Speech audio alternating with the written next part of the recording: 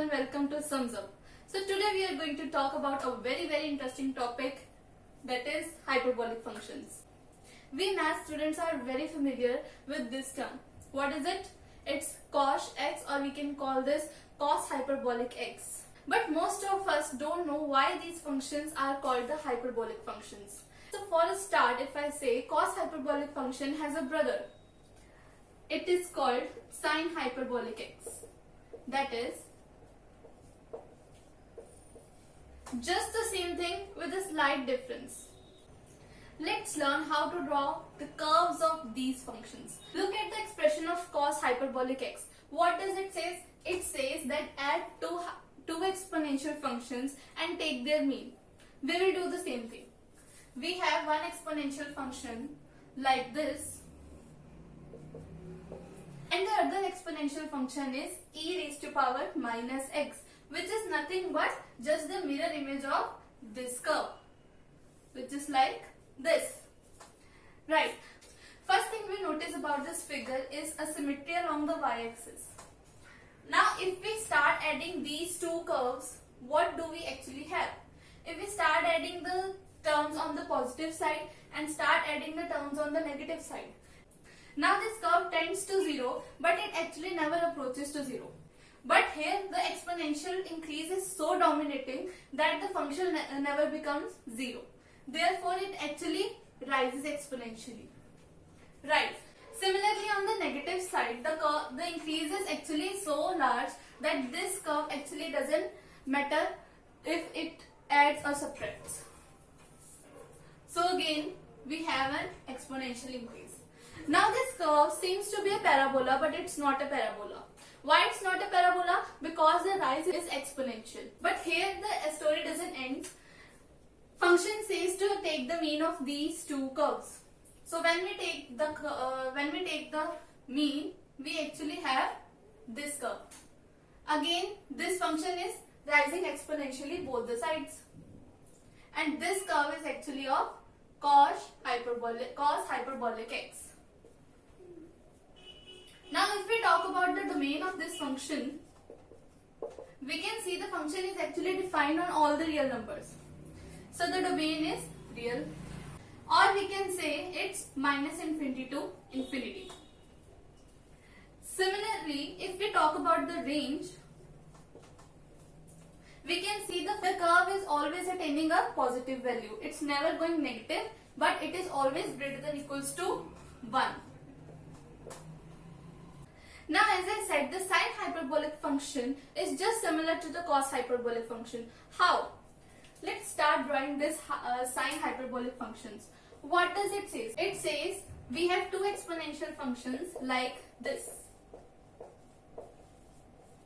and we need to add these two exponential functions. So if we start drawing this 2, we have e raised to power x by 2, which is nothing but the exponential function. Talking about e raised to power x minus e raised to power minus x by 2, it is nothing but the same exponential function which we drawn earlier. Right. But due to one negative sign, the curve actually flips downward. So we have this curve. Right. On the positive x-axis, the increase is much larger than this negative value. Therefore, overall graph remains on a positive side. Whereas on the negative axis, the decrease dominates the most. Therefore, it remains on a negative side. So here we have a graph of sine hyperbolic x. Again, if we talk about the domain and range of this function, we can see this function is defined on all the real numbers. Therefore, the domain is real number, or we can say minus infinity to infinity. Again, if we talk about the range, we can see the curve is actually moving upward and downward both ways. Therefore, the range is minus infinity to infinity. Now we know how these curves behave.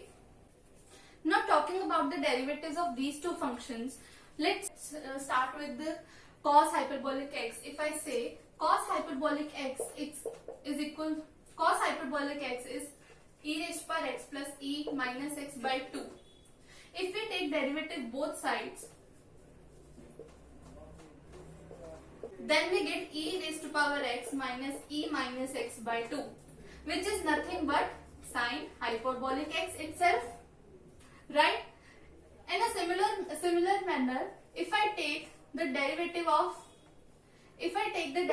of sine hyperbolic x like this,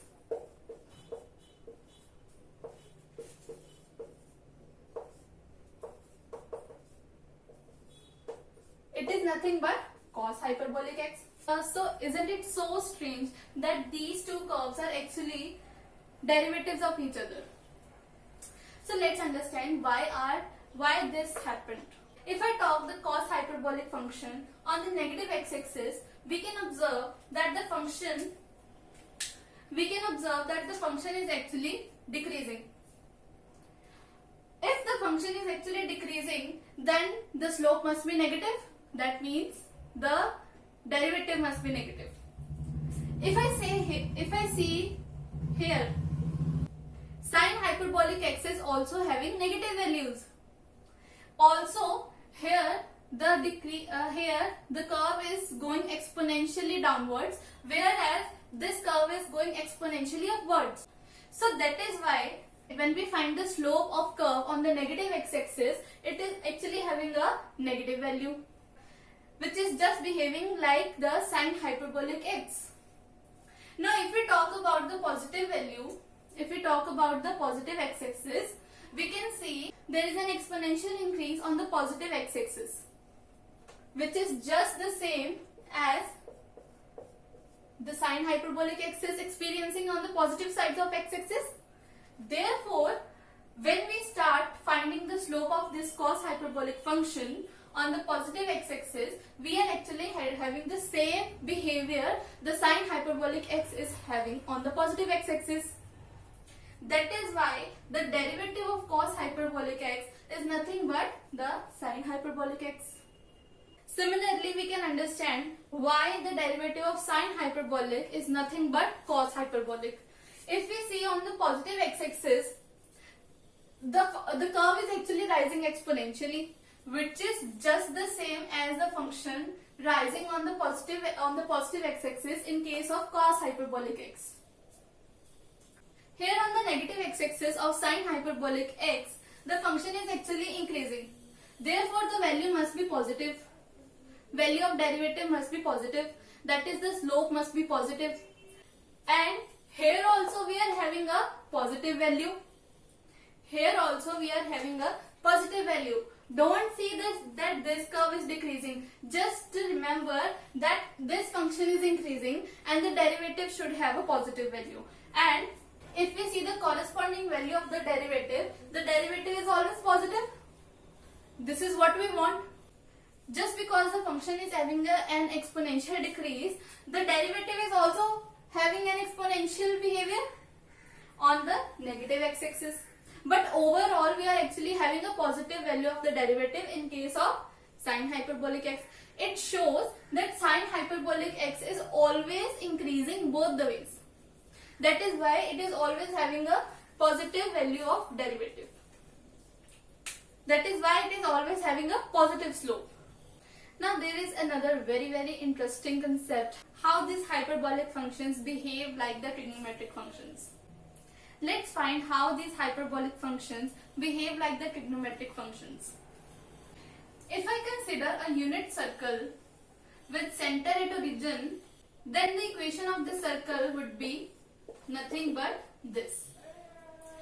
If I put x equals to cos theta and y equals to sine theta and put these values here, we can see that these trigonometric functions are actually satisfying the equation of this circle, where x is any point on the circle and theta is nothing but the angle made by this line segment joining the point and the origin with the x-axis. So here we see any point on the circle can actually be represented in form of the trigonometric functions.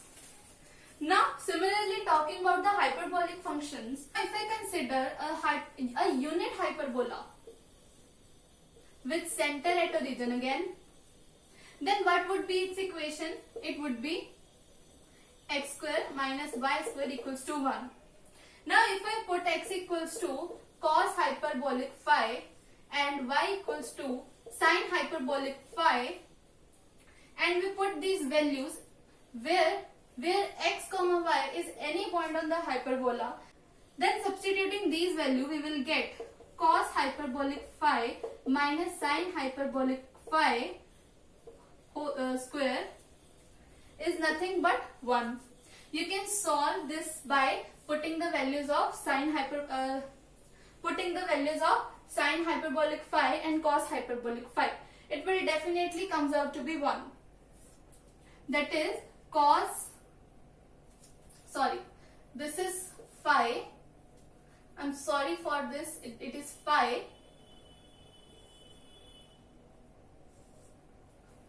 And if we put this value here, we get e phi plus e minus phi by 2 minus of e phi minus e minus phi by 2 whole square. It comes out to be 1. Definitely it comes out to be 1. So here we have our answer. Why these hyperbolic functions are named so? Why are they called hyperbolic functions? Because any point on the hyperbola can be expressed in form of these functions. Right. So here we have the answer. Moving on to find the inverse of these functions, it is quite easy to find inverse of any hyperbolic function. It is like if we have a hyperbolic function, say cos x,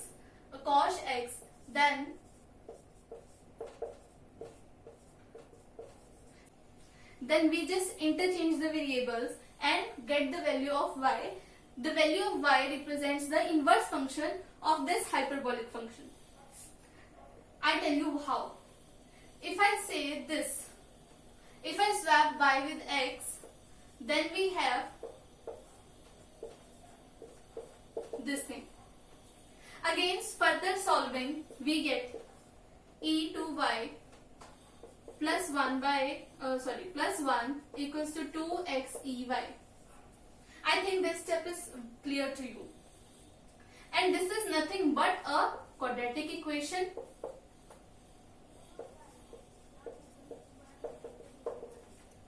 Right?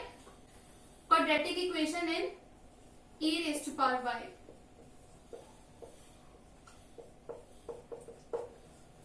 If we try to solve this quadratic equation, we will get ey equals to 2x plus minus root of 4x square minus 4 by 2, which is x plus minus root of x square minus 1. Now if we apply log both sides, we get y equals natural log x plus minus root of x square minus 1. And this expression is nothing but the inverse image of cos hyperbolic x. Similarly, you can find the inverse function of all the hyperbolic functions. For practice, you can actually find all the things we discussed in this video for all the other hyperbolic functions. That is for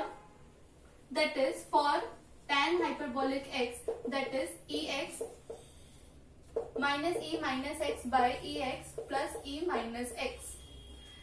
Cot hyperbolic x, secant hyperbolic x, cosecant hyperbolic x. You can actually find their inverse, derivatives, domain, range, and you can also try to find how to draw their graphs. Before we end this video, I have a task for you. Find the distance between these two poles where the height of the both poles is 50 meters and the rope is in form of a catenary is of 80 meters. First you need to find the equation of the catenary and then use it here to find the distance between the two poles. So I hope you all like this video. In the upcoming videos we will be discussing the applications and the other very interesting concepts of the hyperbolic functions. Till then, take care and stay safe. Thank you.